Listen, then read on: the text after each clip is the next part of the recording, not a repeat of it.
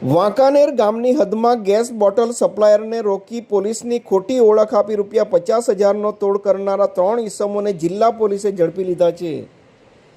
આ ઘટના વાંકાનેર ગામની હદમાં બની હતી। 2 સ્કોર્પિયો ગાડીમાં આવેલા ઈસમો દ્વારા ઘરેલું ગેસ બોટલ સપ્લાય કરવા જતા ભારત ગેસ એજન્સીના છોટા હાથી ટેમ્પોને અટકાવી આ ઈસમોએ તમે કાળા બજાર કરી ગેસ બોટલો વેચો છો તેવો ખોટો આરોપ લગાવી ડ્રાઈવર સાથે ઝપાઝપી કરી હતી અને એજન્સીના માલિક સાથે વાત કરી પોલીસની ઓળખ આપી ₹50,000નો તોડ કરી આ ઈસમો ભાગી છૂટ્યા હતા।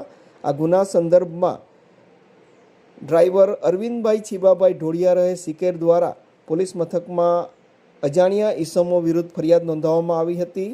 પોલીસ મહાનિરીક્ષક પ્રેમવીરસિંહ તેમજ જિલ્લા પોલીસ વડા રાજેશ ગઢિયા દ્વારા મિલકત સંબંધી ગુનાઓ અટકાવવા માટેની સૂચના એલસીબીને આપવામાં આવી હતી, જેને આધારે એલસીબીના પીઆઈ આરબી ભટોળની સૂચના અને માર્ગદર્શન હેઠળ આ દિશામાં કામગીરી શરૂ કરવામાં આવી હતી। એલસીબી અને પેરોલ ફલ્લો સ્ક્વોડની અલગ અલગ ટીમો બનાવી પીએસઆઈ એનજે ચૌહાણ અને પીએસઆઈ જેએલ પટેલના નેજા હેઠળ કામગીરી શરૂ કરવામાં આવી હતી। આ દરમિયાન એએસઆઈ રાજદીપભાઈ મનસુખભાઈ, હેડ કોન્સ્ટેબલ સ્મિત રમેશભાઈ, head constable Amratji Radhaji, head constable ચિરાગભાઈ જયંતિલાલભાઈ ને સંયુક્ત રીતે બાતમી મળી હતી, જેને આધારે ઉપરોક્ત આરોપીઓને પોલીસે ઝડપી પાડ્યા છે। ઝડપાયેલા આરોપીઓ સલીમ નસીરખાન મહેર એ મેકેનિકનું કામ કરે છે અને હાલ માંગરોળ તાલુકાના મોસાલી ગામ ખાતે રહે છે।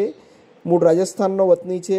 ઉમર સખીર મોહમ્મદ શરીફ કલર રહે મૂળ રાજસ્થાનનો છે અને હાલ વાલોડ ગામે રહે છે। યાસીન ઉર્ફે આસીન મોહમ્મદ શરીફ કલર માંડવી ખાતે રહે છે, મૂળ રાજસ્થાનનો વતની છે। જ્યારે અન્ય એક આરોપી સિકંદર મુસેખાન કલરને વોન્ટેડ જાહેર કરવામાં આવ્યો છે। 30 લાખનો મુદ્દામાલ તારીખ 15ના રોજ આરોપીઓ પાસેથી કબજે લીધો હતો।